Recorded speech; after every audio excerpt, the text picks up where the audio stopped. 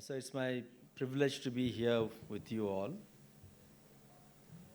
I can see from the vibrations surrounding this hall that you're all around technology, that digital technology to be more specific, the emerging technologies.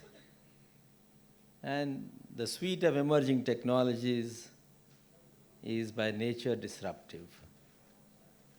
So not surprising that you have been using this word disruption, as I could hear to the speakers in the previous session so often. I'm not too sure as to what I should be speaking with you this session. I was trying to pick the brain and mind of Ashok so as to be appropriate in my conversation. I'm still not too sure, because he kept persisting what topic I'm going to speak on. I was in a meeting and I just told him a topic like this: surmounting the challenges to sustain growth of agriculture. I had not really thought of it, but I just blurted that out. From the environment here and from the use cases that I've been talking about, I think the right thing for me to speak on would be as to how agriculture sector can be a use case, not just for 5G, but for the entire suite of emerging technologies. Now, agriculture is something which is concerned with everyone on this earth. However far removed you may feel from the farms, you still are connected with agriculture.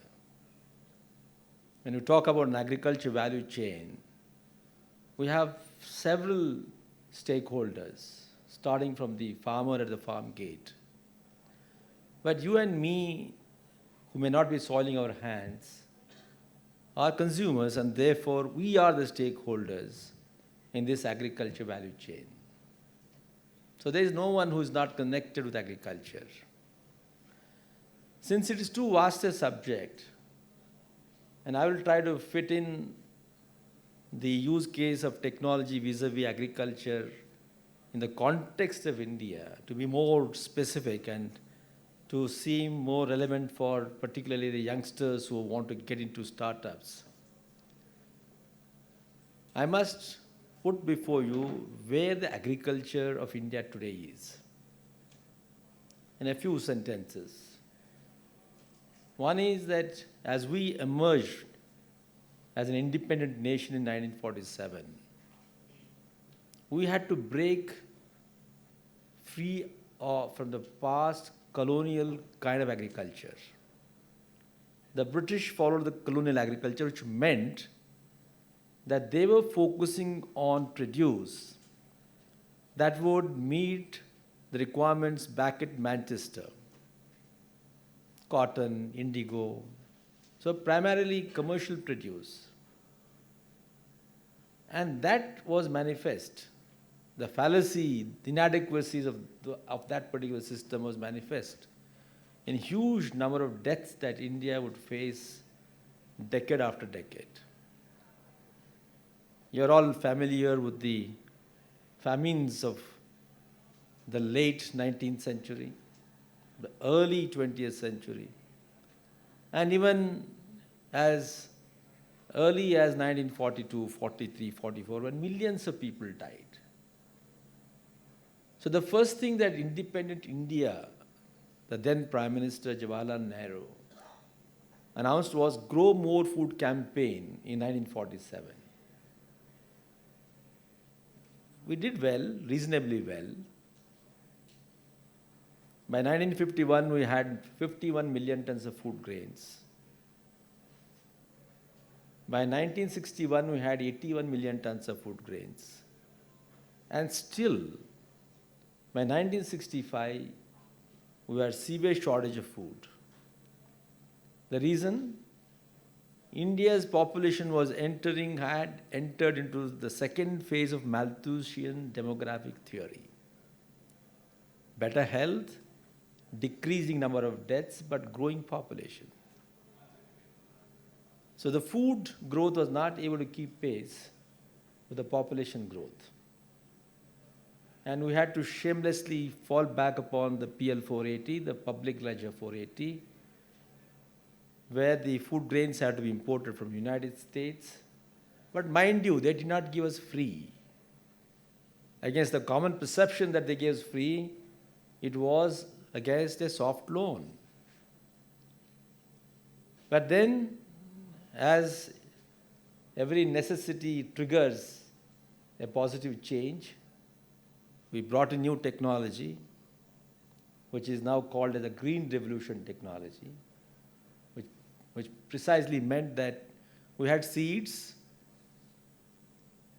which were responsive to intensive use of water and fertilizers.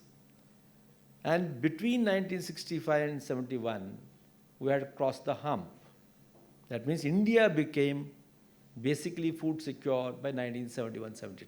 And that credit should go to technology, to the farmers, and to the government policies. Much maligned governments, much maligned bureaucracy also did some work at that point of time. Now from 71 to date is a different story. Today in 2023, we are surplus in terms of cereals, what we call food secure.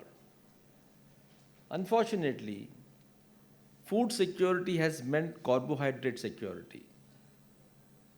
But doctors here would tell us that health and well-being is predicated upon balanced nutrition. It's just not carbohydrates.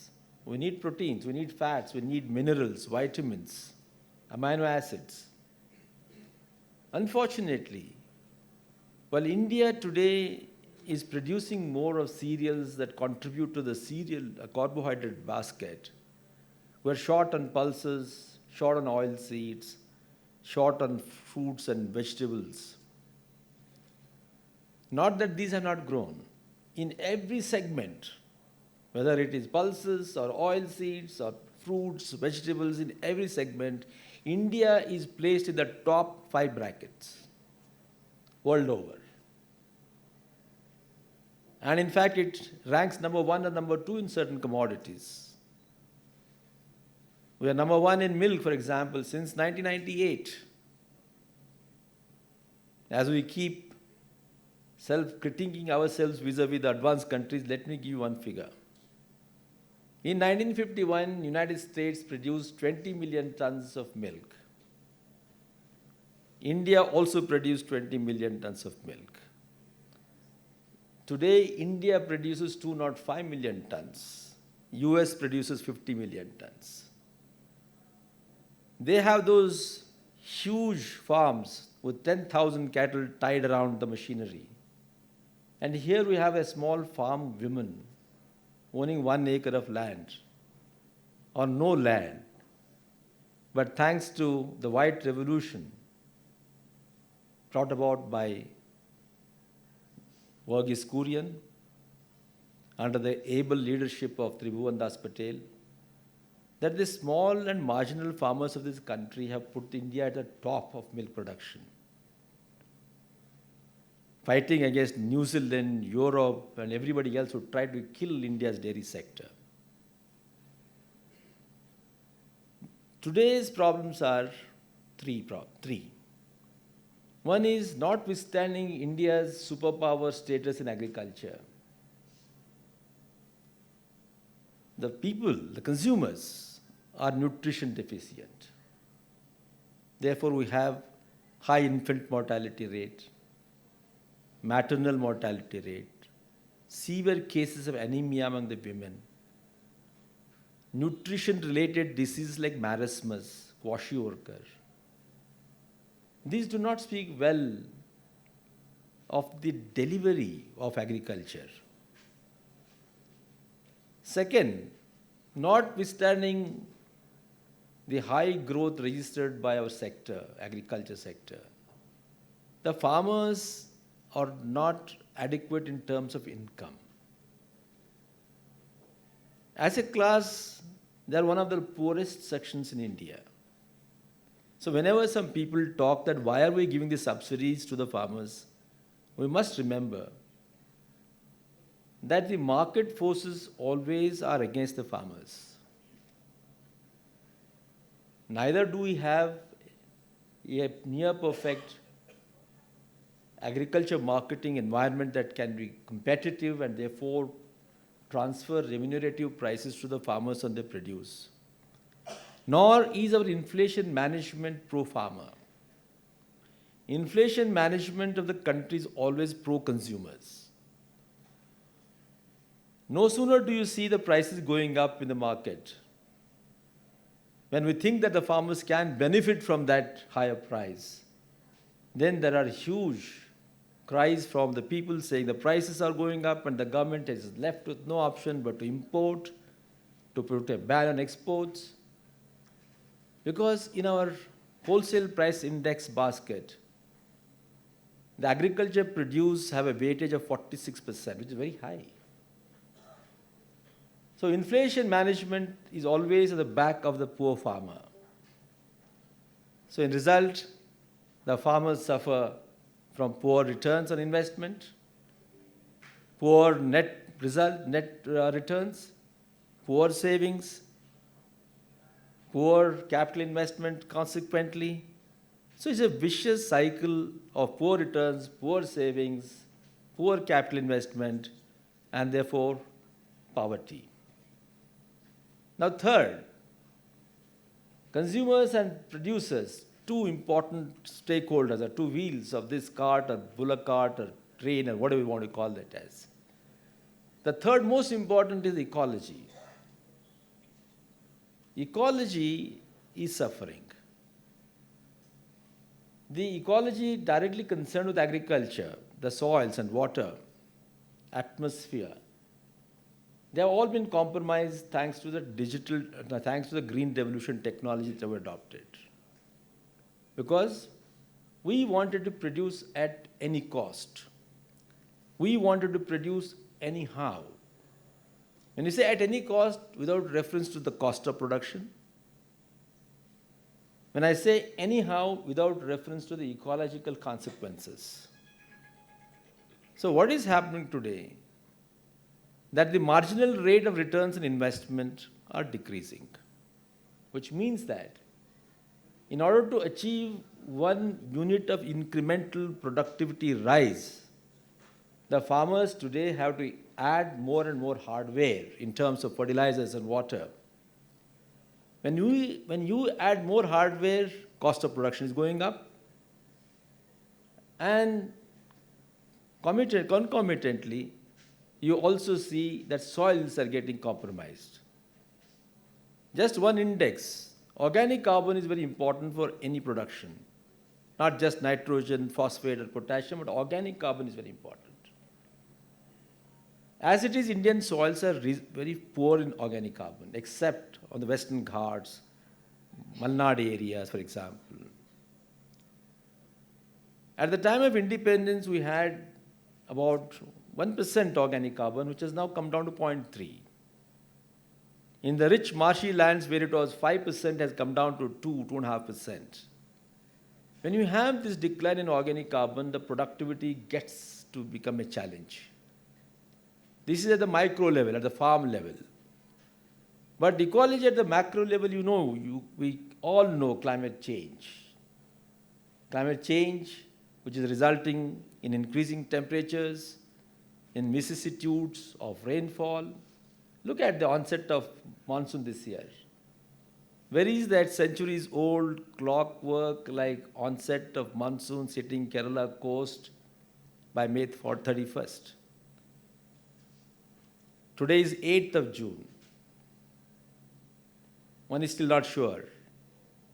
So delayed onset, delayed withdrawal is actually transforming the seasonality of this country. So these are the basic challenges that agriculture is facing. But I want to put before you agriculture as relates to the small man. so that you can bring in that digital technology there. How relevant is it? We know it is very relevant. But I want to share with you a different perspective of that. It may sound a little philosophic, but I think without philosophy there cannot be science. Otherwise you'll be barking up a wrong tree. Einstein very rightly said, a philosopher without science is lame, but a scientist without philosophy is blind. Unless the scientist knows in what context he's supposed to work, as Dr. Ganpati rightly said, does the technologist, the researcher, keep in mind the end user? So if we do not build that philosophic environment as to what exactly is the requirement of this earth, of the society, of the people, now and tomorrow and later on, we'll be all going in a wrong direction. And that's what seems to be happening. So the point before you is, has mankind solved the problems of production?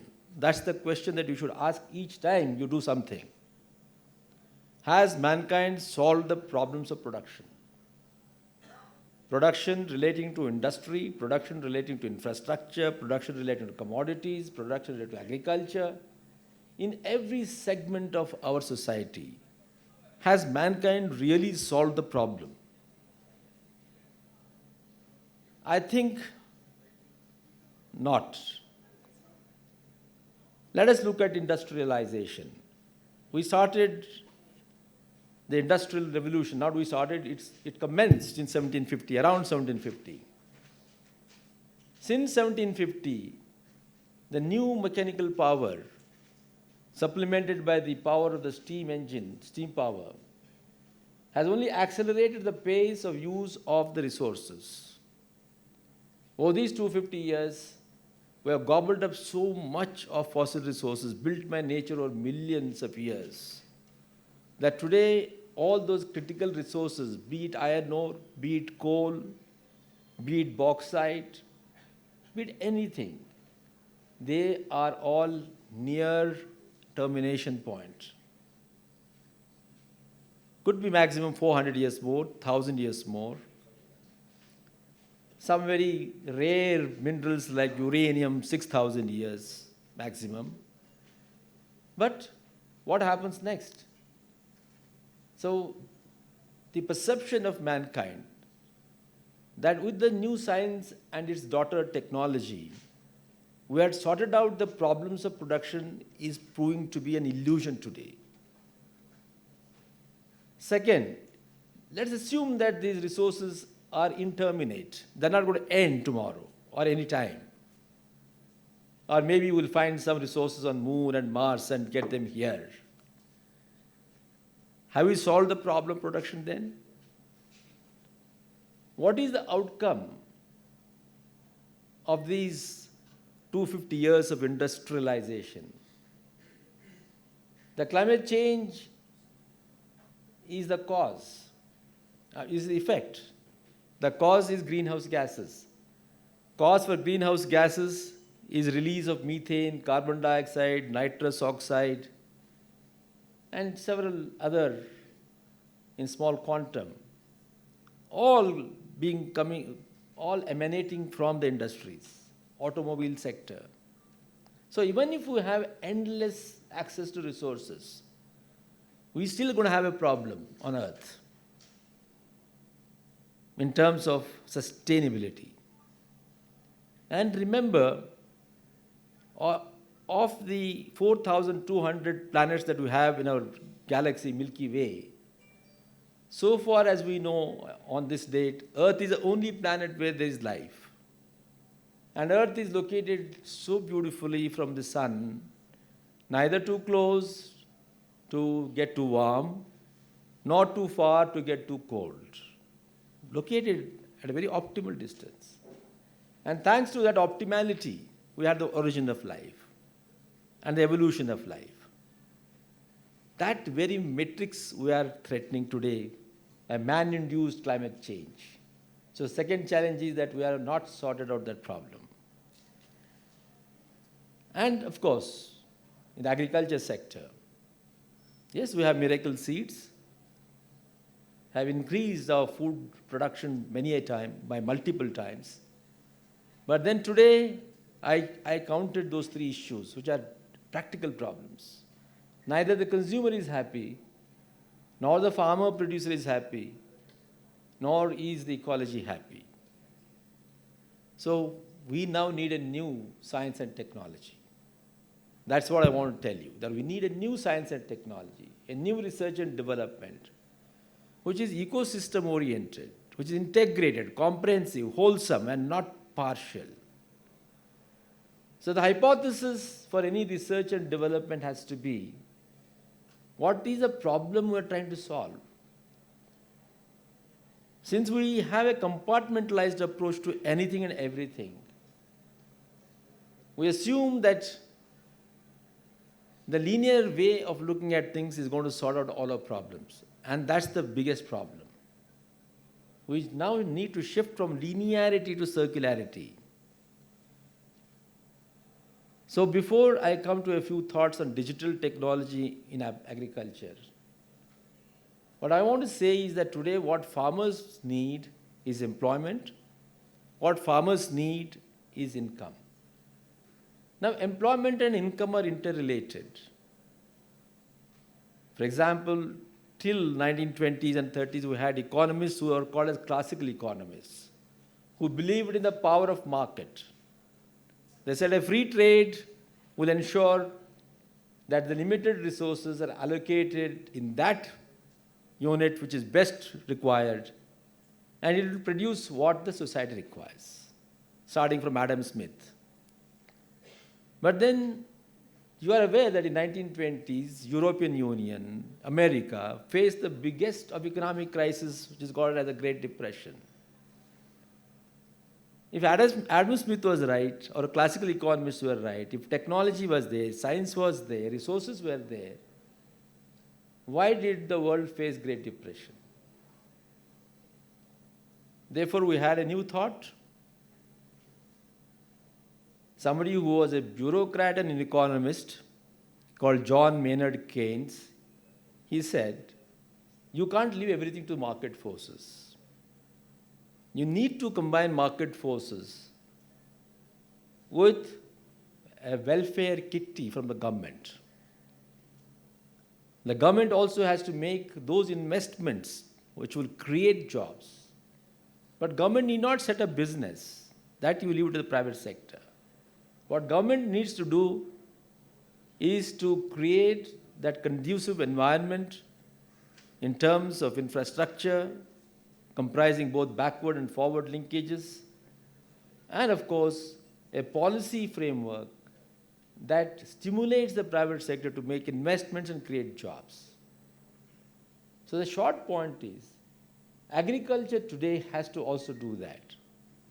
And the reason for that is, since digital technology, along with the changing pace of basic technology, are creating disruptive environment, probably will not be able to create that many number of jobs as India requires. Let's compare ourselves with Western society.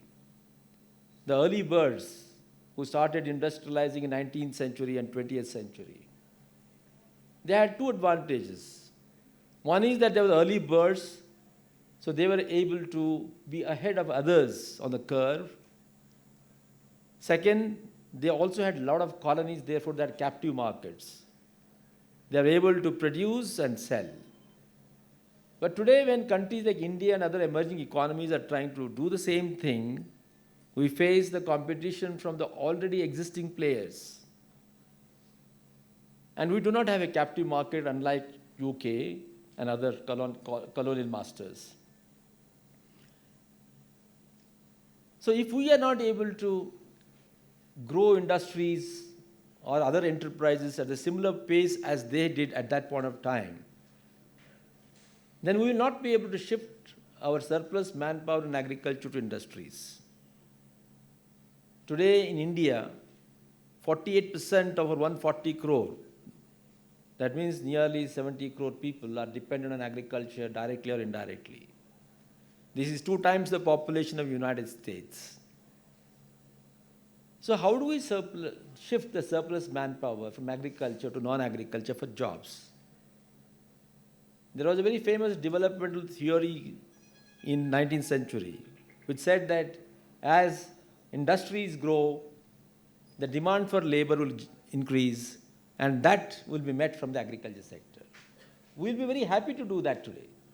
But today, we don't have that kind of an opportunity. And simultaneously, if agriculture is to sustain huge population, huge labor participation over the next half a century, how do you generate jobs? Because we can't let the farmers or the landless labor or the rural society hang on to the apron strings of government's welfare kitty all the time. It is partially to meet. You wanted me to? Yes, yeah. Okay, so the biggest challenge for the agriculture sector today is not growth of agriculture per se, but it is welfare of the farmers. It's welfare of the farmers. And welfare of the farmers is a function of creating jobs and therefore creating associated income. The challenges to this, of course, are the fragmented nature of land holdings. When you have fragmented nature of land holdings, small in size, scales of economy become the biggest challenge. After all, volumes of business determine the net outcome. Many a time the common perception is that small farmers are not efficient. All the studies have shown in India, small farmer is more efficient than a large farmer. Thanks to the management that he brings personally, the productivity is higher in case of small farmer compared to the large farmer. Yet the small farmer is poor compared to the large farmer. The reason is his volume of business is small. His volume of business being small, he is not able to make the profit that he should be making. So now the challenge and the solution lies in bringing digital technology. How does digital technology help in creating the scales of operations, the scales of economy, scales of efficiency, operational efficiency? So whether it is integrating the farms without losing the ownership, whether it is aggregating the produce once generated, whether integrating that produce from the farm gate with the markets in the near range and in the far range, building a very robust supply chain, both domestic and global, ensuring that the food does not get wasted on the way because of the perishability of the nature and because of the multiple holdings, transactions. So how does digital technology actually help in building a value chain and ensuring that all the quantity at the quality level as produced on the farm is reaching the consumer? And can digital technology do that by effecting that scales of operation or economy? That is the biggest challenge. And of course, as you do this, there are risks. As you know, enterprise has got risk. Agriculture as an enterprise has risk. It faces risks all along. It's not too sure of the monsoons. It's not too sure after the sowing whether there can be a pest or a disease. Once you have harvested, you're not sure what the market prices are going to be. So there are vulnerabilities from pre-production to production to post-production. So what kind of intelligence can digital technology help in generating at all the levels, whether it's weather forecasting, pest forecasting, disease forecasting, market price forecasting, or multiple other forecastings that can happen to be shared with the farmer so that he is able to get the information in advance and negotiate those risks to minimize the production losses or the income losses. So several things can happen in risk management. in building value chains? And what do you think that government can do? That is the last point I will share with you. I'm aware that data is power. There's so much of data that is lying here and there in this country. And a lot of that data lies with government. There are many challenges to also using that data. For example, let's say UIDAI, the Aadhaar. It is a repository of the biggest demographic and biometric data of a population anywhere on earth. Now, different departments and ministries generate their own data. Whether that data structure is standardized, that's the first question. Unless we have a standardized data structure, we'll not be able to bring about interoperability. One database will not talk to another database. More important is, even if we sort out that particular problem, and if we want that private sector should also be a partner in the developmental process, then data democratization becomes the essence. So even as we ensure data security and privacy, how do we make this data available to the private sector so that they can start developing solutions? So far as agriculture is concerned, we are now building an agri-stack, which means the data points of all the farmers in this country linked to the farms, to the land holdings, will be in one centralized database. And hopefully we'll be able to provide access to the private sector also. Much of it will depend upon the bill that is to come. So that is not in our hands. So once that happens, but at least we get prepared to make the database an agri-stack on which the digital stack relating to soil, relating to water, pests, diseases, horticulture, animal husbandry, everything can be then superimposed on that particular agri-stack. So that work is now underway. But let me tell you that over the last 15 years since we rolled out what is called as National Electronic Program in Agriculture, which is one of the important pillars of the National Mission on Sustainable Agriculture, a lot of progress has been made. We have developed a large number of websites and portals, both in the public sector and the private sector.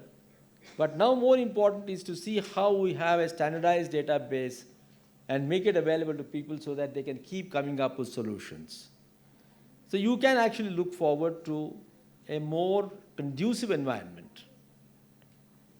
And when you get that conducive environment, my humble request to all of you would be, think of creating solutions that will solve the challenges of this scales of economy.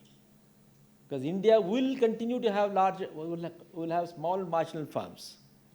And agriculture alone is not capable of giving the incomes. Not only in India, anywhere on earth. That's the last point, please remember, you must bear this in mind.